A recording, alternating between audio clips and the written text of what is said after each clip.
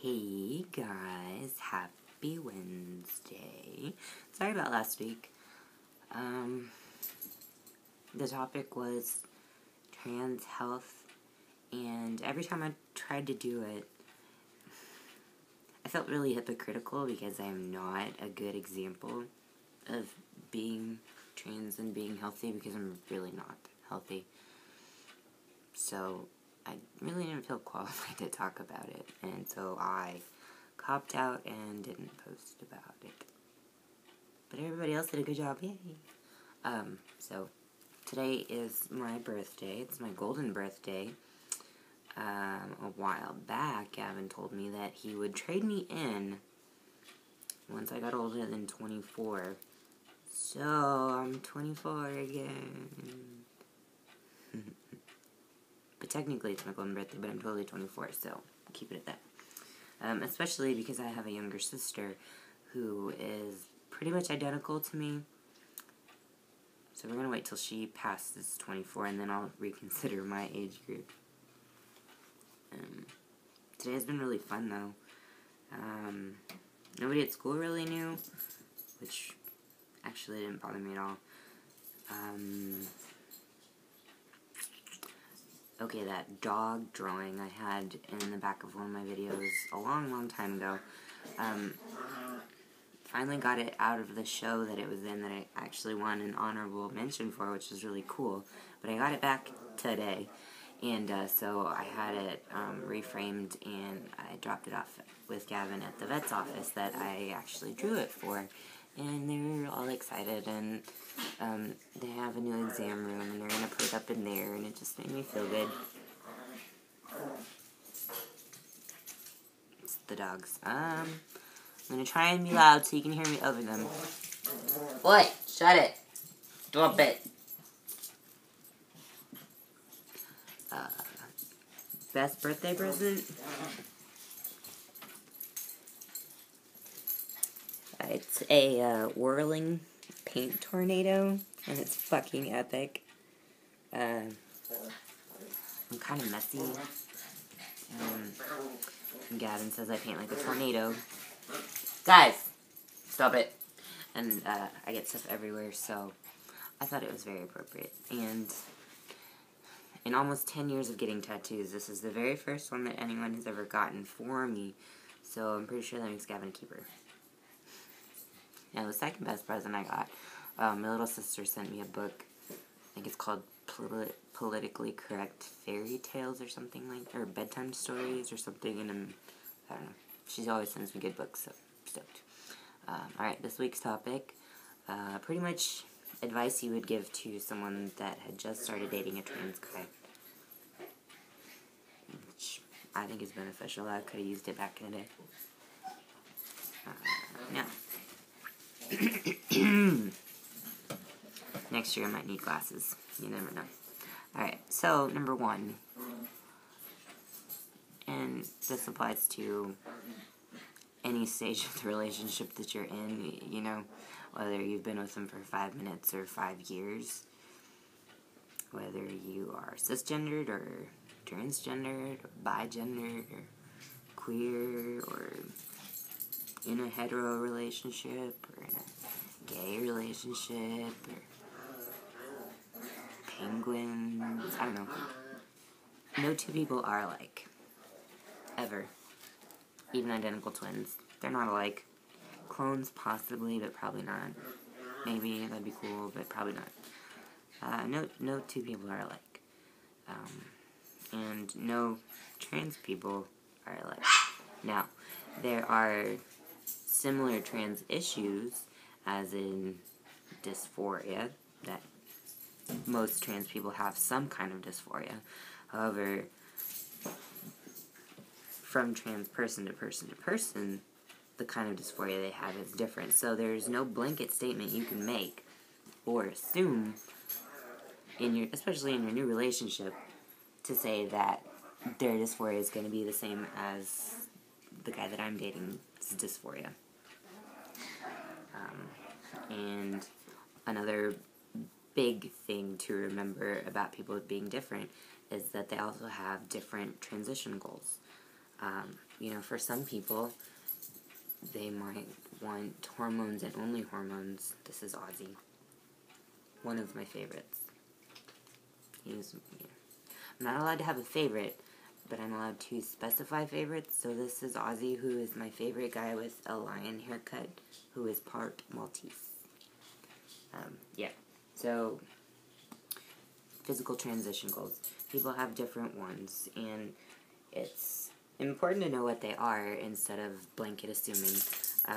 You know, one of the most common questions that trans guys and also their partners get is, have you had the surgery yet? Now, when people ask that, I always like to, I don't know, I like to add really dumb shit, like, oh yeah, they got their tonsillectomy last week. Or, no, the doctor didn't think the elf ears were gonna look good. You know, just really stupid surgeries. Or I'll say which one, you know. Because there are a lot of surgeries that are related to being trans, and there's lots and lots of options for how you want them done, or what you want done, or what country you want them done in, or what the name of it is, and you can't assume that every single trans person wants them. So don't. It's important to get to know your trans person without assuming that they want any kind of surgery, or without assuming that they want any kind of hormone, or, you know, they very well could be happy as they are, and it's just something to learn about them. Yeah, so no two people are alike. They have different physical goals, they have different dysphorias, and going along with that is they will have different boundaries from guy to guy. And especially, well, I mean just everyday interaction, but especially sexually, it's very important, embarrassing as it is, if you're going to have sex, you need to be able to talk about it, but especially when there's dysphorias involved and boundaries involved, it's really, really important to be able to talk about sex. Alright, so, like, back in the day, I know that Gavin has some chest dysphoria, so, you know, I just steered clear. Eventually, he mentioned that in the bedroom, I could touch him there, and it was okay, you know, not to, like, ogle him or feel him up for hours, but a little bit during intercourse was fine, and cool, you know, we worked that in, but I assumed it wasn't, because I'd heard of chest dysphoria, and I thought I knew what it meant for him, because I'd heard of it in other people, and I was wrong, so don't do it. Moral of the story, nobody is the same as the other person. Alright, number 2. Awfully rambly tonight, my bad, it's my birthday, I can do what I want. Number 2, alright. I wrote down, do not create a fake identity that you think would help them. And I'm guilty of this myself. When we first got together, I mean, I was slightly more femmy than I am right now. You know, I was in the military, so I didn't have a complete mohawk, but, like, I hawked it as much as I could. But, I mean, like, I don't know, I was a little bit more femmy than I am right now. But I femmed it up a lot interacting with Gavin because I wanted to help him pass, because I figured, you know, guys have girlfriends, so the more I looked like a girl, the more he looked like a guy. So I did my absolute best to be as feminine as possible because I figured it would help him. And in the meantime, I was fucking miserable because I'm not a feminine person, and I really sucked at it. So, instead of, you know, us going on these fun, get to know this cool new person dates, inside I was cranky and pissy because I was, you know, imitating somebody to help him be somebody that I thought he wanted to be. And in reality, he thought I was pretty fucking cute, as is. And, you know, I don't know. I remember when we figured it out, too. We were at a bar in Dallas called S4, and, I was wearing these god-awful booty shorts, and this green shirt that I still have, I might still have the shorts too, I don't know, but this green shirt, and it had kind of like a, it wasn't lace material, but it was like webbing, kind of lacy type of a back. That was cool because I have tattoos back there and it showed them off. So booty shorts, a green shirt, and these weird little, like, ankle boots things. There's probably a name. And I was fucking miserable. So, halfway through the night, he leaned in and he said, you know, I don't mind if you're butch. You do know that, right? And I just teared up, and he took his shirt off and, well, his button up off and gave it to me, and I buttoned it up over, and I had, you know, a button down on and booty shorts and ankle boots, and the night was perfect. So, be who you are. It's fine to grow and adapt with a person that you're dating. That's okay. That's good. It's good to grow together. It's good to learn together. It's good to be a team. It's good to work together. But it's not okay to disappear. And it's not okay to give up yourself. It's terrible when they ask you to do it. And it sucks when you do it yourself when they didn't say anything about it, you know? I don't know why I did it to myself. It just seemed like a good idea at the time. I was trying to be helpful, but it wasn't. I was cranky and pissy, and he could tell, but he had no idea what was wrong, so glad he leaned in and told me that it was okay to be myself. That's good. Alright, third point. Just some ways you can be supportive as a new partner. Sorry, dogs. And I have ADD. Supportive. Okay. I've talked about it in the past, but I call myself Gavin's pronoun watchdog. I just, you know, in conversations when people slip on pronouns, I'll just throw it back in there gently, you know, they'll, she, and then I'll be like, oh, he actually said, you know, and then he did this and that.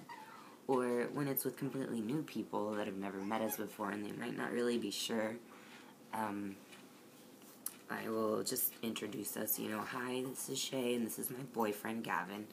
And then once I've established him as male, most of the time I go with it. Especially, I mean, Gavin's been on T for 2 years, so for those that are confused, it's usually my fault because I'm really butch. Not so much his fault. I think he passes all the time when I'm not around. But, so, assuming in your brand new relationship with a trans guy, assuming that he is freshly on T or hasn't even started yet, that'll be especially helpful in the very, very beginning because he won't be passing a lot yet. Later on down the road, it'll be more helpful with, like, friends and people that he knew beforehand because they'll be the ones that'll be forgetting the most.